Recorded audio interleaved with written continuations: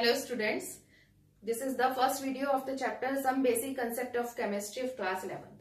तो इससे पहले जो जूम क्लास हुई थी हमारी, उसमें मैंने इंट्रोडक्टरी पार्ट आपको कराया था और रिसेंटली डिलीटेड जो अभी इन्होंने डिलीटेड पार्ट या डिलीटेड कंटेंट जो है उसके बाद में रिवाइज कंटेंट क्या है उसके बारे में भी आपको समझाया था कि कुछ क्या करा है सीबीएसई ने, कुछ जो एलिमेंट्री चीजें हैं जिन्हें वो मान के चल रही है कि ये स्टूडेंट्स को आती होगी। For example in some basic concept of chemistry nature of matter उन्होंने हटा दिया, लॉज ऑफ केमिकल कॉम्बिनेशंस हटा दिए हैं और some basic concept of atoms, elements, molecules जो आपको क्लास 9 से पता है वो इन्होंने इसमें से इस साल के लिए उन्होंने उसको डिलीट किया है। लेकिन ऐसा नहीं है कि वो हमें पता नहीं होना चाहिए, जितना भी डिलीटेड पोर्शन है वो हमें पता होना चाहिए। तो हमारी स्ट्रेटेजी क्या रहेगी? First focus on the revise syllabus, thereafter completion of the syllabus which is revised, then go for the deleted portion also. ठीक है, तो उसी स्ट्रेटेजी से, जैसे मैंने आपको समझाया था उसी स्ट्रेटेजी से हम लोग यहाँ पर चलेंगे। तो एक क्वेश्चन आप लोगों के लिए छोड़ा था कि who is the father of chemistry. बहुत सारे स्टूडेंट्स ने मुझे बता भी दिया और जिन्होंने नहीं बताया बता देते हैं, एंटोनी लेवोसियर। ठीक है, हम कोई भी सब्जेक्ट पढ़ रहे हैं ना, father of botany, physics, chemistry, हमें ये पता होना चाहिए। तो who is the father of chemistry, plus हमें ये भी पता होना चाहिए कि हमारे इंडियन साइंटिस्ट कौन से थे। ठीक है, तो आपके लिए मैं अभी बताऊंगी नहीं, आपके जो इंट्रोडक्टरी पार्ट है एनसीईआरटी का, उसमें बड़े रेप्यूटेड एंड बहुत पुराने हमारे एक साइंटिस्ट का जिक्र है केमिस्ट्री की किताब में। आप बस उसका उनके बारे में मुझे बताइएगा। ठीक है, और इसको प्रोसीड करने से पहले मैं बता दूं कि आज के मॉडर्न जमाने में तो आप बोल रहे हैं केमिस्ट्री केमिस्ट्री, लेकिन केमिस्ट्री हमारे इंडिया में बहुत पहले से very from the very ancient times chemistry के बारे में जितना आज लोग जानते हैं उससे बहुत ज्यादा सभी मतलब जो लोग थे वो जानते थे। जैसे मेटलर्जी आपने देखा हो कि जैसे मोहनजोदड़ो एक्सकेवेशन या हड़प्पा सिविलाइजेशन, तो वहां पर कुछ ऐसे मेटल्स के ऑर्नामेंट्स ये सब मिला था जिसको, जैसे कॉपर को वो यूज कर रहे हैं तो उसकी हार्डनेस बढ़ाने के लिए उसमें क्या यूज कर रहे हैं, तो इनसे। और ग्लेज्ड पॉटरी, ग्लेज्ड मतलब चमकीला होता है, पॉटरी मिट्टी के बर्तन बनाने को हम बोलते हैं ना, मिट्टी के बर्तन जो होते हैं पॉटरी। तो उस सब से कि भाई मोल्डेड भी है, ये सब भी है, तो यानी कि उन्हें मेटलर्जी का भी पता था एंशिएंट टाइम्स में। तो इसका क्या मतलब है कि केमिस्ट्री से बहुत पहले से हमारे देश में लोग नोन है। ठीक है, और केमिस्ट्री को आप लोग केमिस्ट्री बोलते हैं, हम लोग केमिस्ट्री बोलते हैं, लेकिन पुराने टाइम में केमिस्ट्री को, एंशिएंट टाइम्स में इसको रसायन शास्त्र बोला जाता था, या रस विद्या या रस तंत्र। ठीक है, तो ये इसके नाम थे केमिस्ट्री के। और केमिस्ट्री किससे डील करती है ये मुझे आपको एकदम ऐसे बताने की जरूरत नहीं है, सब आपको पता है। आप वो अपना इंट्रोडक्टरी वाला पार्ट उसको कर लीजिएगा। ठीक, एंड अब जैसे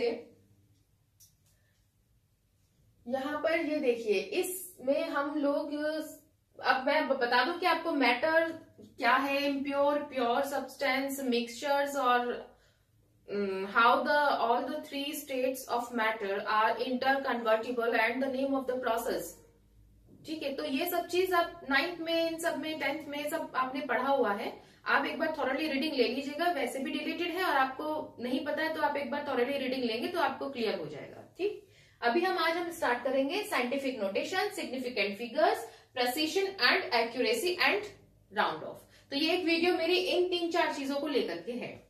अब साइंटिफिक नोटेशन होता क्या है बच्चों? देखो, हमारी जो हम जब क्वेश्चंस करते हैं तो हर आप स्किल को ले लो या किसी इंस्ट्रूमेंट को ले लो, कुछ ना कुछ रीडिंग्स में चेंजेस आते रहते हैं। एक तो बात ये, ठीक है, तो उन सब के लिए हमें सिग्निफिकेंट फिगर्स, कुछ रूल्स ऐसे बनाए गए हैं जो होने चाहिए, वो पता होना चाहिए। अब इससे भी पहले हम साइंटिफिक नोटेशन की बात कर रहे थे कि साइंटिफिक नोटेशन क्या है। साइंटिफिक नोटेशन कि कैसे आपको प्रेजेंट करना है, ठीक है, अपने आंसर को, अपनी वैल्यूज को। जैसे मैं अभी एग्जांपल से बताती हूँ, कोई जरूरत नहीं है किसी भी तरीके के रूल को याद करने की, आप एग्जांपल देखिए, आपको रूल अपने आप याद हो जाएगा।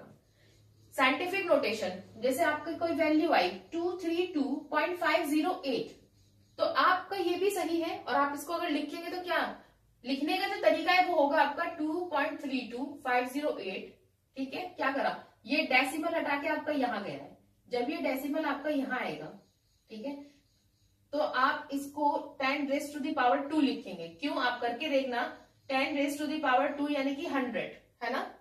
100 से अगर हम इसको मल्टीप्लाई करें, 100 से अगर इसको मल्टीप्लाई करें तो वैल्यूज आपके पास क्या आ जाएगी, सॉरी इसको मल्टीप्लाई करें, 100 से अगर हम इसको मल्टीप्लाई करें तो आपके पास जो वैल्यू आएगी वो 2.508 आएगी।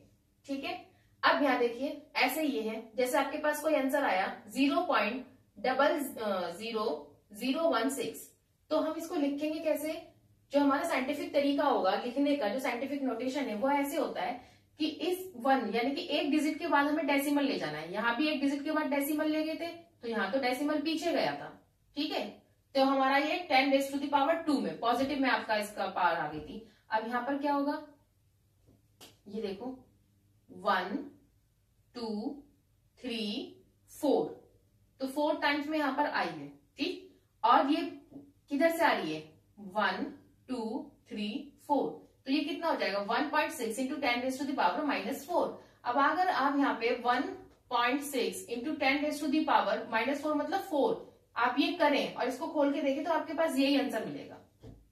समझ में आ गया।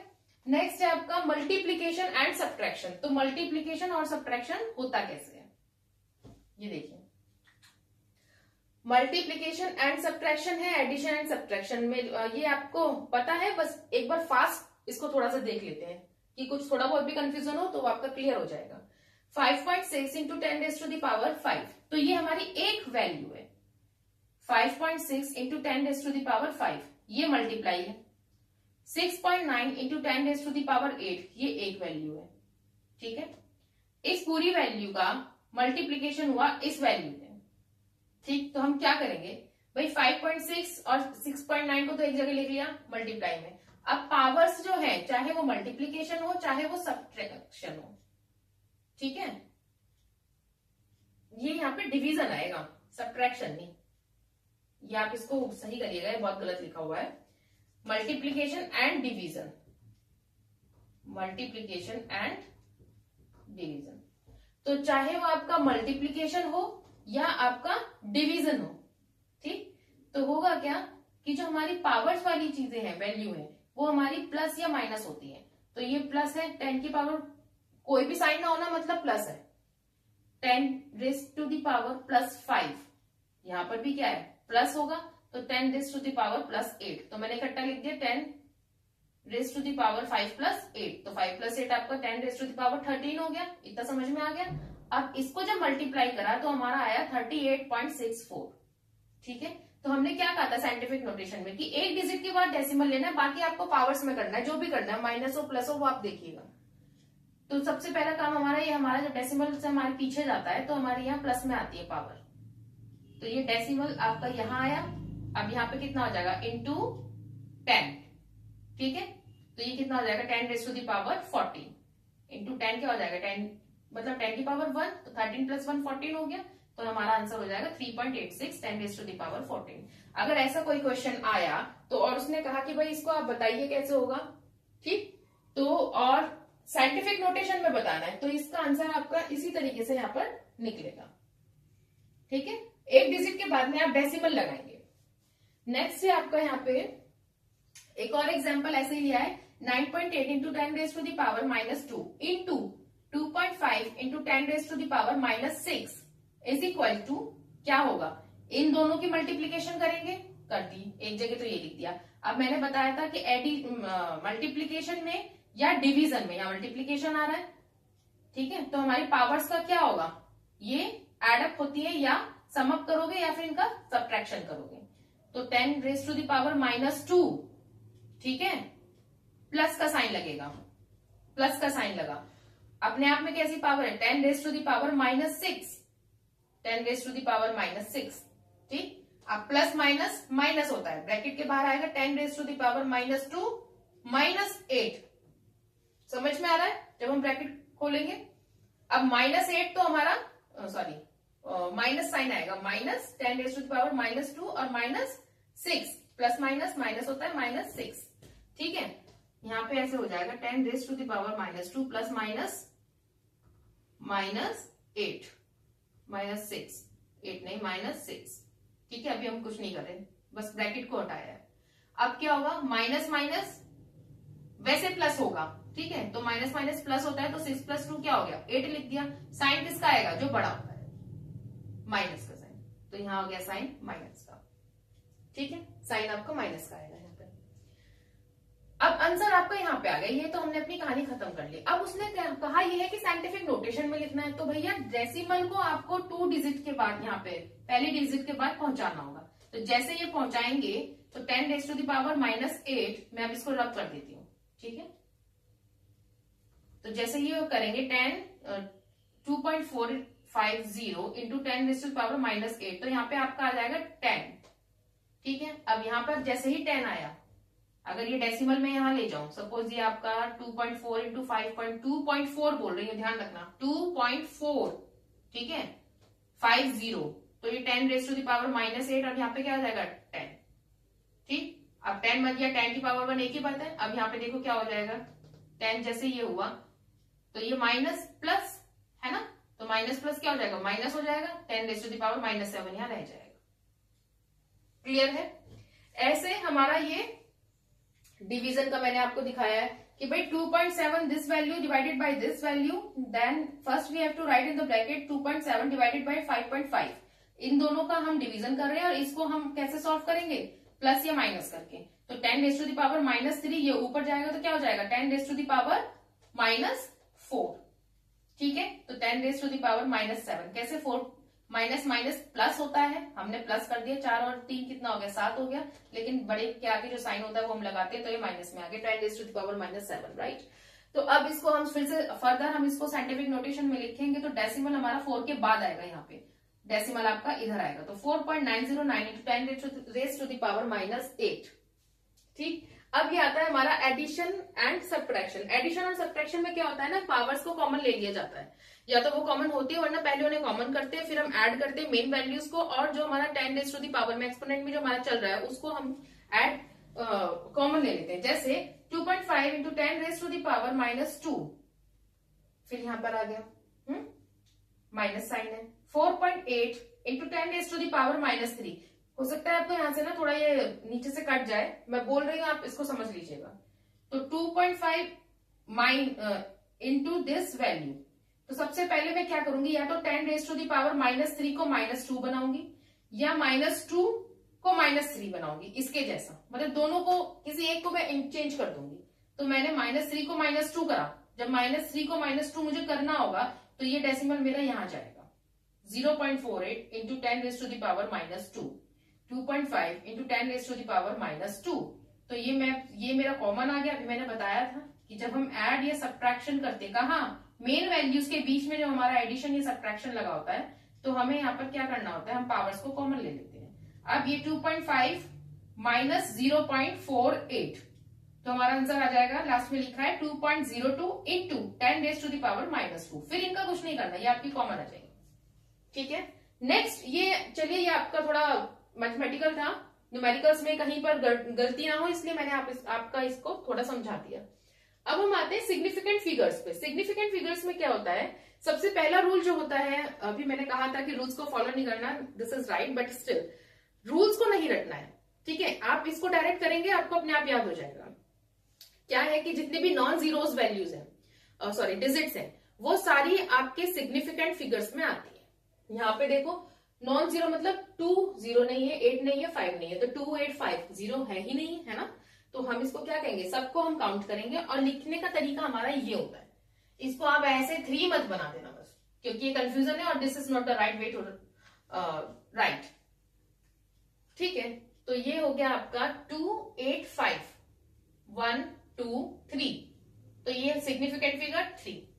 यहां पर मैंने कहा था नॉन जीरो जो होती है, तो नॉन जीरो यहाँ पर 1 है ना, तो ये 1, नॉन जीरोज नंबर यहाँ पर 5 2 है, 1 एंड 2, तो 2।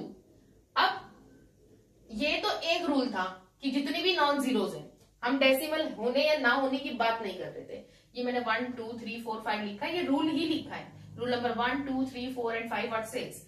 तो मैंने डायरेक्टली उसके आपको एग्जाम्पल से मैं आपको इसको समझाने की कोशिश कर रही हूँ। तो सेकंड रूल में कहता है कि जीरो प्रोसीडिंग विद डेसिमल, ठीक है, अगर डेसिमल है और तब वो प्रोसीड कर रहा है जीरो, तब ऐसी जीरो को हम सिग्निफिकेंट नहीं मानते। समझ में आ गया? डेसिमल है, डेसिमल से पहले तो जीरो लगता है, उसकी तो कोई वैल्यू ऐसे नहीं है। डेसिमल है और डेसिमल के बाद में जब जीरो लगे, ठीक है, और फिर आपकी डिजिट्स हैं, तो उन जीरोस को भी हम सिग्निफिकेंट फिगर नहीं मानते। पहला रूल क्या था कि कोई डेसिमल नहीं है, ठीक है, इसमें कोई डेसिमल नहीं है और जीरो आ जाए, है ना, या तो पहले लग जाए या बाद में लग जाए, तब हम उसको क्या कहेंगे, नॉन जीरोस को ही काउंट करेंगे। लेकिन जब डेसिमल आया तो डेसिमल से पहले बाद में अगर जीरो है तब हम उसे काउंट नहीं करेंगे। अब ये भी हमारा डेसिमल वाला एग्जांपल है, ये बड़ा है, देखो जरा कैसे, 2.005। तो आप कहोगे कि मैम ये एक हो, दो तो होने ही चाहिए, तो हम बीच में से ना ऐसे जंप नहीं कराते, फिर हमारी ये सारी ही होती है, ठीक है। तो 1 2 3 4 आपके सिग्निफिकेंट फिगर है, यानी कि वो जीरोस जो नॉन जीरोस के बीच में है, डेसिमल में है, ठीक है, समझ में आ रहा है? वैसी जीरोस जो नॉन जीरोस वाली डिजिट के बीच में आ रही हैं, हम उसको क्या, वो हमारी सिग्निफिकेंट फिगर हमारी 4 होती है, ठीक है, 1 2 3 4। अब फोर्थ रूल आपका क्या कहता है, 0.200, ये क्या है, 3 सिग्निफिकेंट फिगर्स। कैसे 3 कैसे हुआ, 1 2 3 1 2 3, ये हमारी सिग्निफिकेंट फिगर्स है, ये ध्यान रखिए, 1 2 एंड 3।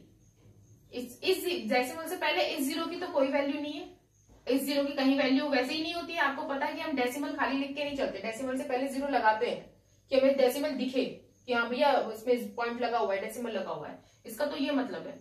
अब ये है 0.200, ठीक है, अगर ये होता 200 तब बात थी अलग कि भैया डेसिमल नहीं है 200 है, तब तो हमारा ये रूल लग जाता कि भाई जो नॉन जीरो है वो काउंट नहीं करना है, ठीक है। लेकिन अगर डेसिमल वाली कोई वैल्यू आपके पास है तो उसके रूल्स कुछ, उसमें कुछ हम अलग करते हैं। डेसिमल है तब हम इसको काउंट कर लेंगे, 1 2 3, ठीक है। अगर मैं इसको 200 कर दूं तब इसका सिग्निफिकेंट फिगर होगी केवल 1, ये ध्यान रखिएगा, इसको ही मानेंगे, ठीक। जैसे 100 में सिग्निफिकेंट फिगर क्या है, 1। अब 100 को हम साइंटिफिक नोटेशन में लिखें 1.0 इंटू 10⁻², ठीक है। तो इस वाले पोर्शन का कोई सिग्निफिकेंट फिगर नहीं होता, इसके लिए हमारी सिग्निफिकेंट फिगर क्या है, 1। समझ में आ गया? इसके लिए सिग्निफिकेंट फिगर है हमारी 1।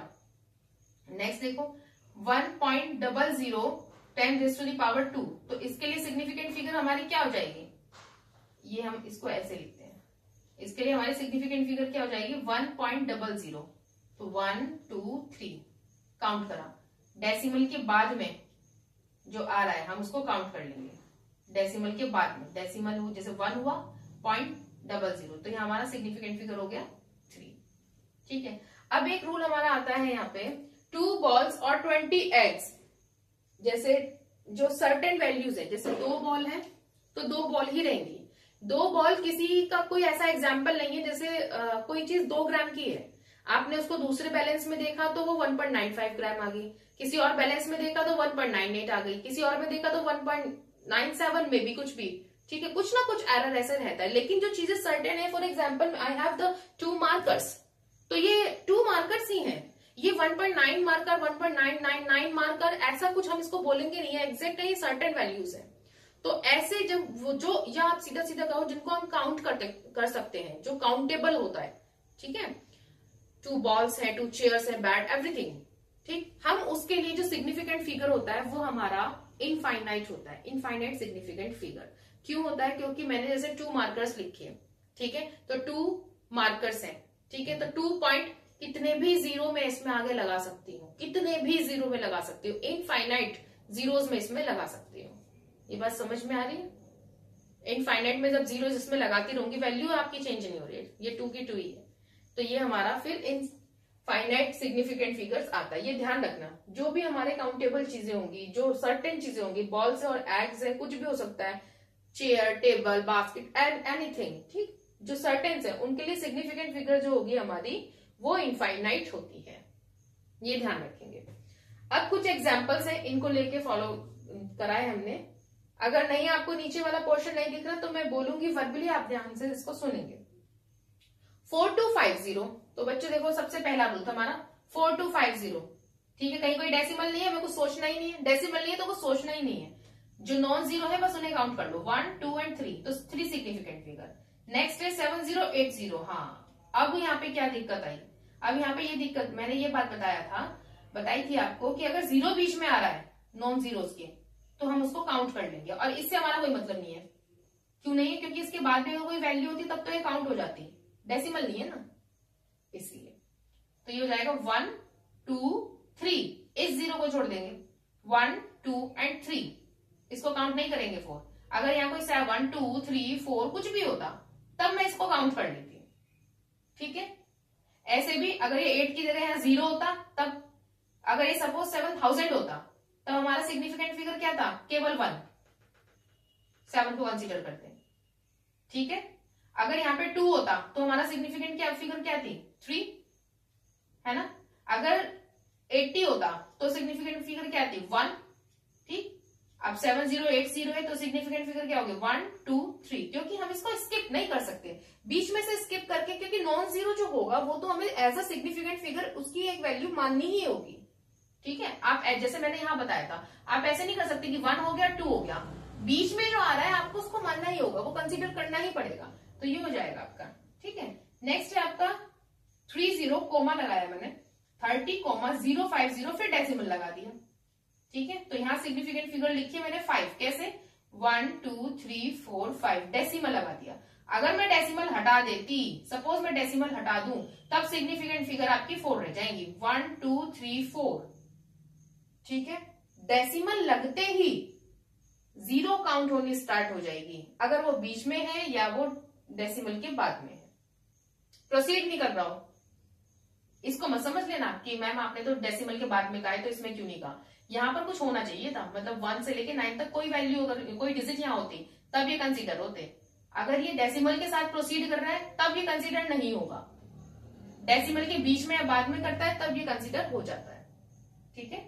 तो ये आपका क्या हो जाएगा, 1 2 3 4 and 5। If I remove this decimal then the significant will be for this value is 1 2 3 and 4। Is it okay to everyone?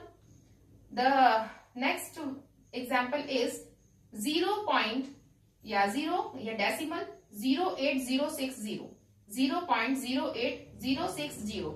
Then what will be the significant figure? See, I have said that the zero proceedings जो हो, ठीक है, जहां पे decimal के तुरंत बाद zero आ रहा हो, डेसिमल के तुरंत बाद जीरो आ रहा है, ठीक है, और डेसिमल से पहले कुछ है भी नहीं, जीरो ही है। अगर कोई वैल्यू होती तब हम इसको काउंट करते हैं, कोई वैल्यू भी नहीं है और डेसिमल के तुरंत बाद जीरो है, तब उन जीरोस को सिग्निफिकेंट फिगर नहीं माना जाता।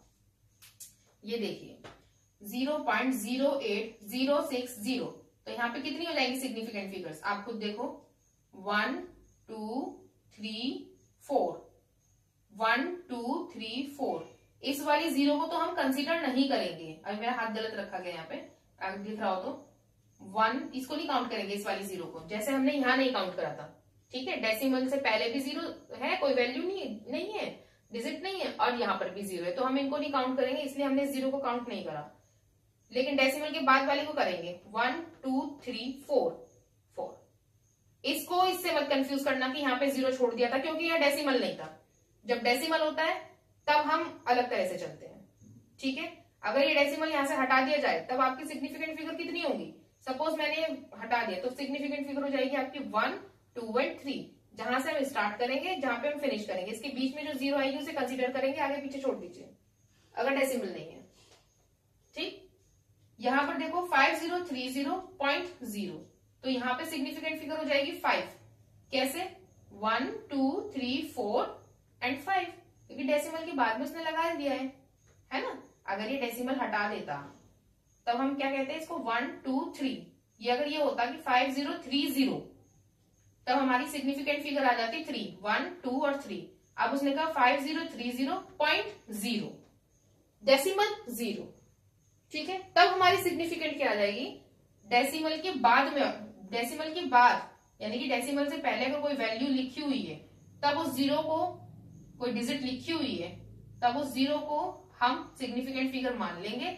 अगर डेसिमल से पहले कोई डिजिट नहीं लिखी हुई है तब, सॉरी डेसिमल से पहले, यहाँ पे जीरो है, इससे पहले कोई डिजिट नहीं लिखी तब हम उसे सिग्निफिकेंट फिगर नहीं मानेंगे। अब एक लास्ट है आपका 750.064080। इसका क्या मतलब है, ये देखो आपको शायद दिख नहीं रहा होगा, सुन लो ध्यान से। 750.064080, ठीक है। इसमें कितनी सिग्निफिकेंट फिगर है ध्यान दो भाई, यहां से तो हम काउंट करेंगे 1 2 3, ठीक है, 4 5 6 7 8 9 सारी, क्योंकि डेसिमल के बाद जा रही है जीरोस, ठीक है, तो डेसिमल के बाद वाली जीरोस को हम काउंट कर लेते हैं। 750.064080, मैं फिर रिपीट कर देती हूं, 750.064080। इस वैल्यू में, इस नंबर में जो आपका सिग्निफिकेंट फिगर है वो 9 होगा। डेसिमल के बाद में जो बहुत लास्ट में जो आपकी राइट मोस्ट जीरो आ रही है वो काउंटेबल होगी एज अ सिग्निफिकेंट फिगर, ठीक। तो ये हमारे सिग्निफिकेंट फिगर्स हैं कुछ, और इसके बाद में इसी वीडियो में आपको बाद में कुछ क्वेश्चंस दूंगी, वो आपको करने भी है, ठीक है। Precision and accuracy. अब ये प्रेसिशन और एक्यूरेसी क्या चीज है? एक्यूरेसी तो हम कहते हैं बिल्कुल accurate, the true value. Suppose मैंने कहा कि भाई 2 ग्राम है इसका आंसर आपका 2 ग्राम आना चाहिए। आप केमिस्ट्री लैब में कुछ एक्सपेरिमेंट कर रहे हैं और 2 ग्राम इसका आंसर है, ठीक है, वो ट्रू वैल्यू है, एक्यूरेट है। अगर कोई बच्चा केवल 2 ग्राम लेके आ रहा है तो कि भाई इसका 2.0 आया है तो ठीक है, वो एक्यूरेट है, ठीक। अब प्रेसिशन क्या चीज है? प्रेसिशन का मतलब होता है जो आपका सेम क्वांटिटी का जो मेजरमेंट है वो आपका बहुत क्लोज हो, ठीक है। आपने डिफरेंट आपने 3 या 4 रीडिंग्स ली है, सेम अमाउंट के लिए और सेम आपने एक्सपेरिमेंट किया है, सेम फिजिकल आपका मेजरमेंट है, ठीक, लेकिन फिर भी जो आपका वैल्यू है वो करेक्ट नहीं आए, आ भी सकती है नहीं भी आ सकती, वो अलग बात है। लेकिन प्रेसिशन का ये मतलब है, जैसे हम कहते हैं कि do it in a precise manner, कि इसको बहुत प्रिसाइज मैनर में करिए, यानी कि आपके करने का तरीका सेम हो, अमाउंट सेम हो, आप हर चीज सेम ले रहे हैं और वो बहुत क्लोज होना चाहिए। जैसे मैं एग्जांपल देती हूँ, ये आपका एनसीईआरटी का ही एग्जांपल है। ए बी सी आपके 3 स्टूडेंट्स हैं, student number A B and C, ठीक है। अब मैंने बता दिया आपको, जैसे 2 ग्राम जो ट्रू वैल्यू मैंने नीचे लिख दिया कि ट्रू वैल्यू है, कोई भी एक्सपेरिमेंट कोई भी चीज है उसकी ट्रू वैल्यू है 2.00 ग्राम, ठीक। अब बच्चे ने पहला टेस्ट किया, पहली बार उसकी रीडिंग आई 1.95, फिर इसी स्टूडेंट की सेकेंड टाइम आई 1.93। अब उसने इन दोनों का एवरेज लिया तो आया 1.940, ये इसका एवरेज आ गया। बी ने क्या करा, फर्स्ट टाइम रीडिंग ली 1.94, सेकंड में आया इसका 2.05, तो फिर इसकी जो एवरेज आया 1.995। सी ने क्या करा 2.01 और सेकंड मेजरमेंट लिया तो आया इसका 1.99, तो इसके एग्जैक्ट वैल्यू आ गई 2.00। तो यहां से हमें ये पता चल रहा है कि भाई सी जो है एक्यूरेट तो है, क्योंकि 2.00 था, इसका एवरेज हमारा 2.00 आ रहा है। अब प्रेसिशन और एक्यूरेसी में क्या है ये देखते हैं कि जो ए है ये प्रिसाइज तो है बट नॉट एक्यूरेट। मतलब ए वाला जो आपका पार्ट है वो प्रिसाइज है। प्रिसाइज क्यों है? क्योंकि उसने दोनों बार रीडिंग्स ली और दोनों बार जो उसकी रीडिंग्स थी आपस में, एक बार 1.95 आ गई, एक बार 1.93 आ गई, या 1.94 आ गई, तो वो बहुत ही प्रिसाइज वे में कर रहा है, ठीक है, वेरी क्लोज, जो उसकी रीडिंग्स है बहुत क्लोज है। तो 1.95 1.93, ठीक। अब एवरेज आया 1.94, लेकिन एक्यूरेट नहीं है, क्योंकि एक्यूरेट तो हमारा 2.00 है। हाँ, बट उसने जो करा वो प्रिसाइज वे में करा, ठीक है, ऐसे कहेंगे। अब बी को देखो, एक बार 1.94, एक बार 2.05, उसकी अपनी ही रीडिंग में कितना चेंज है, एक बार 1.94 और एक बार 2.05, यानी कि बहुत ज्यादा डिफरेंस आ गया। प्रिसाइज तो नहीं है, एक बात क्लियर होगी, नीदर प्रिसाइज नॉर एक्यूरेट, क्योंकि एवरेज 1.995 आया है जो कि ट्रू वैल्यू से कम है, तो ये ना तो प्रिसाइज है ना ही एक्यूरेट है, ठीक है। अब सी जो स्टूडेंट था उसने क्या करा, यहां पर 2.01 और एक बार उसका रीडिंग आई 2.01 और एक बार आई इसकी 1.99, तो 2.01 और 1.99 प्रिसाइज हो गया, बहुत क्लोजनेस है वैल्यूज में। और जो एवरेज आया वो आया 2.000। इसका मतलब क्या है कि बोथ, यानी कि वो प्रिसाइज भी है और वो वैल्यू आपकी एक्यूरेट भी है। ठीक है, तो ये डिफरेंस होता है प्रिसाइज में और एक्यूरेसी में, प्रेसिशन एंड एक्यूरेसी में। अब यहां पर एक और चीज आती है, addition and subtraction of significant figures, कि सिग्निफिकेंट फिगर्स में एडिशन और सब्ट्रैक्शन कैसे करते हैं। बड़ा छोटा सा है, मैं बता देती हूँ आपको एग्जाम्पल के साथ ही। सपोज ये कोई वैल्यूज है आपके पास में ना, जैसे ये कुछ नंबर्स है 12.11, 18.0, 1.012। अब इसको आपका आंसर में उसने कहा कि भाई जो आप आंसर निकालें वो ऐसे सिग्निफिकेंट फिगर मतलब उसमें निकालेंगे, तो आप क्या करोगे, ये देखिए। ये तो हमें पता है कि डेसिमल के नीचे डेसिमल रखते हैं, यही तरीका होता है एडिशन का। ठीक है, तो इसका जो हमने समअप किया तो मेरे पास आंसर आया 31.122। मैं इसको देखो 122 नहीं कह रही, डेसिमल की बाद वाले को हम ऐसे बोलते भी नहीं, 31.122 ये आ गया। ठीक है, अब इसका जो आंसर होगा वो होगा, हम कहां तक दिखाएंगे 31.1। क्यों दिखाया है यहां तक, क्योंकि जो लीस्ट होगा, जैसे यहां पर डेसिमल के बाद जितने सबसे कम वैल्यू वाला जो होगा, सबसे कम नंबर जिसमें होंगे, जैसे यहाँ पे डेसिमल के बाद 1 दो नंबर है, डेसिमल के बाद 0 है, यहाँ डेसिमल के बाद 1 2 3, तो इस 1 तक का ही हम मानेंगे। डेसिमल के बाद 0 यानी कि डेसिमल के बाद 1, हम इसको नहीं कंसीडर करेंगे। तो ये हमारा यहां से आंसर हो जाएगा 31.1। ये तो एडिशन के लिए है। तो एडिशन का सिंपल है, जो हमने ऐड किया उसमें जो लीस्ट होगा नंबर डेसिमल का, डेसिमल के बाद जो लीस्ट नंबर होगा, हम उसको आंसर में उससे ज्यादा नहीं होना चाहिए, सबसे कम वाले से ज्यादा बिल्कुल नहीं होना चाहिए। ठीक है, तो सबसे कम इसमें क्या था 18.01 था, तो हम इसका आंसर यही रखेंगे, मतलब 1 तक, बस इसको हटा देंगे। डेसिमल के बाद एक डिजिट को मानेंगे, कंसीडर करेंगे, ये नहीं कंसीडर करेंगे, तो आंसर विल बी द 31.1।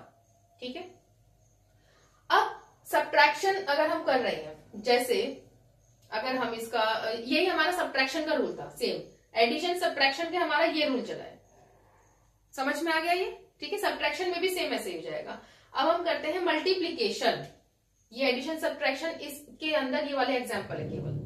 अब हम करते हैं मल्टीप्लीकेशन, जैसे 2.5 इंटू 1.25 है, तो 2.5 इंटू 1.25 का आंसर आएगा 3.125। ठीक है, तो हम इसमें क्या करेंगे, 2.5 इंटू 1.25 की जब मल्टीप्लाई करेंगे तो आंसर ये आया, तो लीस्ट नंबर कौन सा है आपका 3.1, तो ये आपने यहाँ पे क्या लिख दिया 3.1।